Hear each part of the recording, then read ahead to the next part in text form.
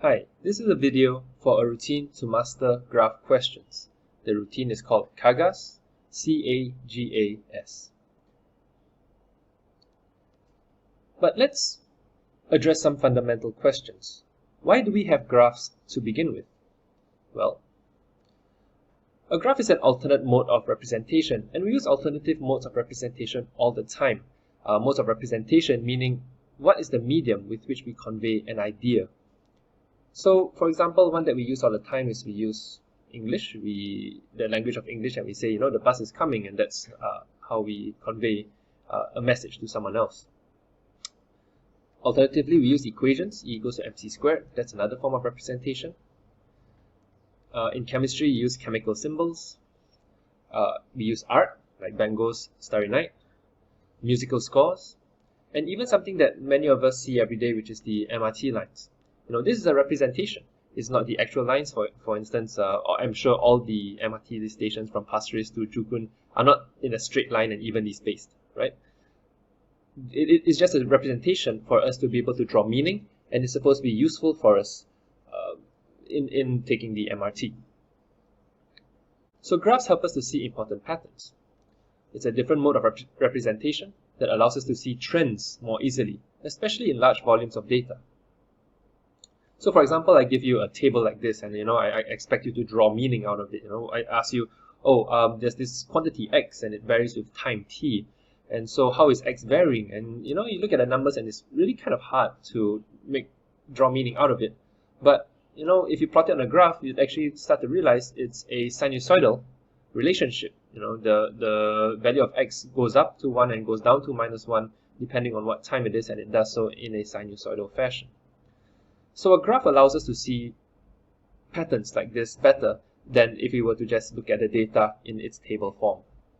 Is this going to be a useful skill for us in future? Well, just take a look at the number of jobs that actually use graphs. In management roles, look at even federal directors use graphs, industrial production managers use graphs, budget analysts use graphs. Professional, there's a really long list. Engineers, no doubt, use that. Life scientists, physical scientists, social scientists like economists and market survey researchers use graphs. Even librarians use graphs. That's interesting. If you go with farming, nowadays farming really uses a lot of data to make decisions as to which plot of land is the best place to go, where should we plant this particular crop, and they use graphs all the time. So you can see that a large number of occupations really use graphs in order for them to make decisions. Now let's look at the graph questions that we get in physics. So if we take a look at the tenure series, we can see that littered throughout the entire papers, we occasionally encounter graph questions. We see them a lot in paper 2 and paper 3, but they do also crop up in the multiple choice, such as paper 1. So it will do us well to master the graph. Graph questions take up approximately 10% of paper 2 and paper 3 questions. Might be a bit more, might be a bit less, but it seems to hover around that amount. There are two types of graph questions generally. You can see some more exotic types, but there are in general two types. One type is they present you the graph, like what you see on the left, and they ask you to draw information out of the graph, calculate values, make explanations. So a graph is provided and you have to make inferences. On the other hand, there could be the other type where you are provided information about the context and then you are expected to draw the graph. So a axis is provided to you, it's blank, and then you have to sketch the graph as well as you can. So what is this CAGAS routine that I like to employ in order for us to do well and master whatever graph question that is being presented to us? Well, CAGAS is an acronym, and this is what each of the letters stand for. C means context, A means axis, G means gradient, A means area under graph, and S is where most of the work is actually done, which is the statements. So what does context mean? Context means as you go about looking at the graph features and you look at the what the axis is and what the gradient is, you do it with as much context as possible. So the C stands for context. And so if you're looking at a car, you keep mentioning that this is about the car. If you're looking at a bird or a rock. You just keep going back to mention about context. And why you want to do this is because you might be dealing with a question where you might have multiple moving bodies, or you might have multiple containers of gas, that kind of thing, and you want to make sure that you do not confuse yourself as to which particular part of the context of the overall problem you are looking at. So context really keeps things clear. Identifying the axis is really quite simple, but you want to do it with as much context as possible. So you don't say, oh, this is a velocity time curve. What you want to say is, oh, this is the velocity of the truck versus time curve. And that, again, lends much more clarity and prevents mistakes. You identify the gradient. So when we look, again, I like to talk about the velocity time curve, and so the gradient of a velocity time curve would be the acceleration. And once again, you want to mention as much context as possible. So the acceleration of what? It could be the cheetah, or it could be the airplane, that kind of thing. Identify the area under graph. For a velocity time curve, our best example, the area under the graph would be the displacement of the object. So displacement of the car, displacement of the rock. Again, as much context as possible. Now, once we get to the statements part, that's where things get interesting, and we want to make as many statements as possible. So make as many statements as possible, and in this case, we are no longer in a situation where we have to make judgments. We need to look at what are important points on the curve, where it crosses the axis or where it changes directions. We want to make statements about its trends, and we want to make statements about the other things, anything interesting feature-wise about the graph, such as the asymptotes or the changes in trend. Let's apply this to an example. All right, so the example is on the left, and then the CAGAS framework is on the right. On the axis below, sketch the variation of kinetic energy, Ke, with displacement x from the equilibrium point of a swinging pendulum of amplitude x0. So they want the kinetic energy versus displacement curve for a swinging pendulum. So let's break it down step by step, looking at CAGAS. So with as much context as possible, nothing to fill there, is a guideline for the remainder of the AGAS. We identify the axis. So the axis here is quite simply kinetic energy of the pendulum against displacement of the pendulum from the equilibrium point. Really just reading off the question is lifting, and we're just putting it in there. But again, it's really important that we do this, because if we get this wrong, we're going to mess up the entire solution. Identify the gradient. In this case, the gradient of a kinetic energy and displacement curve doesn't really have a meaning for us, so that's nil. And likewise for the area under graph, that's nil as well. So this is one of those situations where the gradient and area under graph may not necessarily carry much meaning. And this is totally possible, and we're okay with that, So now we are into the statements area, and this is where we really get work done. We want to make as many true statements as possible, and these statements will guide us in sketching this curve. The idea here is that the statements are made in English, which is a medium of discussion and conveyance of ideas that we are very comfortable with. We use it every day over meals, speaking to our friends. So what we are doing here is we are having a kind of middleman between the context and the graph, which is a bunch of English statements, which will translate into features on a graph. Let's see what this means. So one thing we can say is that the pendulum oscillates about a fixed point and does not exceed the amplitude being x0. Thus, there are maximum displacements. And this already allows us to add one feature on the graph, which is these vertical dotted lines, where I know the graph should not exceed, because there are amplitudes. This thing doesn't get further than the amplitude. So if I draw anything past these dotted lines, I have made a mistake. At the amplitudes of the pendulum, the pendulum is instantaneously at rest, therefore kinetic energy is 0. This allows me to plot and know that the graph should at least be at those points. Those are points where the graph should exist. At the center of the motion, the pendulum is moving fastest. Kinetic energy is maximum at the center of the pendulum. So this allows me to plot a point over there. And finally, another thing that I can say is that the kinetic energy changes smoothly, and this finally allows me to draw the curve. Right? And that's basically it. So in the framework CAGAS, the axis, gradient, and area under graph is really the simplest parts of it. We are just getting ourselves ready. It's in the statements that we do the most work.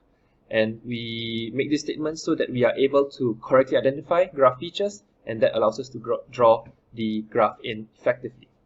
How would such a thing be marked? Well, it will be marked on shape. So we have this inverse quadratic looking curve. And then we'll be marked on the labels. So in this case, the labels that we would be compelled to add are mentioned in the question, which is the amplitude. So those are present as well. If values were given, then we should write those values in. Let us now take a look at another example.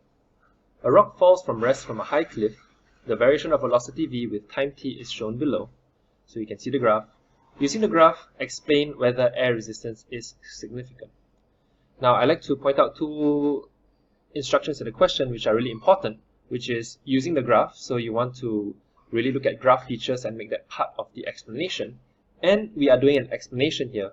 So if you have watched my other video about making explanation questions, we know about that principle since therefore structure. So graph questions, so we stand by our CAGAS framework, and then principle since therefore for the explanation task of this question. Now the focus of the explanation is the final statement, therefore air resistance is or is not significant. So this is the focus, and we write that down just to keep ourselves, we know what is the end goal of this entire work that we are doing. Identify the axis. We are looking at the velocity of the rock against time with as much context as possible again, so we keep looking at the rock. The gradient is the acceleration of the rock because this is a velocity time curve. And then the area under graph is the displacement of the rock. So that's pretty simple. We're just recalling the concepts surrounding the velocity time graph. But now we're going to look at the context, and we are going to make as many statements as possible. So one thing you can do right now is you can pause the video and see what statements you can come up with on your own. And once you're done, you can continue playing the video and see whether your statements match up with mine. So these are my statements. At time equals to 0, the velocity of the rock is 0, the area under graph, therefore displacement of the rock is 0, and the gradient, meaning the acceleration of the rock, is maximum. Then, as time passes, the velocity of the rock increases in the negative direction, which makes sense, it's falling, and so we can see on the graph that the graph goes into the negative region of the curve. The area under the graph increases in negative direction, so the rock is losing height. So we can see that if I look at the area under graph would become negative. It makes sense, the rock is falling from its original position. And then the gradient is getting flatter. So one thing I can see is that the gradient starts off steep and then it gets flatter and flatter. And that means that the gradient is actually getting lesser and lesser. It starts off as a very large negative value and it's getting closer and closer to 0. And what this entails is that the acceleration of the rock is approaching 0, since if you look at the gradient is the acceleration of the rock. And it seems to me that this is the important point for the principle since therefore where I want to explain about air resistance. I'm going to plug that statement and I'm going to put it into the since. Since the gradient is getting flatter, what this means is that the acceleration is decreasing to 0. Alright? And what does this entail? If I apply the Newton's second law of motion, where the net force is proportional to acceleration, and this is the principle I'm going to use in the explanation. Once again, that's not the formal definition of Newton's second law of motion. I have just recrafted it to something a bit more useful for my explanation. So since the gradient is getting flatter, the acceleration is decreasing to 0.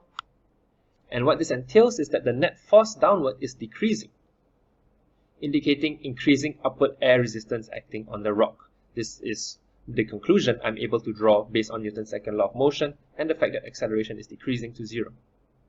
Therefore, air resistance is significant, and I have come up with the explanation required for this question. How would this question be marked? Well, it's an explain question. There's no sketching going on here. It's the type of question where I'm supposed to make inferences based on a provided graph. So the marks actually go towards the explanation where I've correctly identified the feature of the graph. Now remember that the instruction of the question was to use the graph. So that's why in my explanation, I'm going to be making reference to graph features such as the gradient. In addition, I will also be getting marks for coming to the correct conclusion regarding air resistance. So air resistance is significant. So this is where such a question would be marked, and typically a question like this would probably entail 2 marks. So I hope you can see how the CAGAS graph routine is useful. You do not necessarily have to write out the entire thing, but it's definitely a thought process that you want to engage in almost every time that you work graphs. Alternatively, if you are at a graph question and you're completely stuck, then you want to engage in CAGAS and slowly work through and dissect the graph that's presented to you. Furthermore, you can see that CAGAS does come in cooperation with other routines that we know, such as the principal since therefore that we are using here. Finally, the power of CAGAS, where you make as many statements as possible, allows you to, in practice, see many other potential discussions you could have for the graph. For example, if you look at the CAGAS framework that we have in front of us, and we see the third bullet, the gradient acceleration of the rock is maximum. Now, why is that the case? Why is it maximum when the rock is at rest? That's rather counterintuitive. And you can, of course, go into discussions about the presence of air resistance and its relationship to the movement of the rock. So I hope you enjoy this routine. I hope you apply it frequently, and I look forward to seeing your very thorough dissection of graph questions.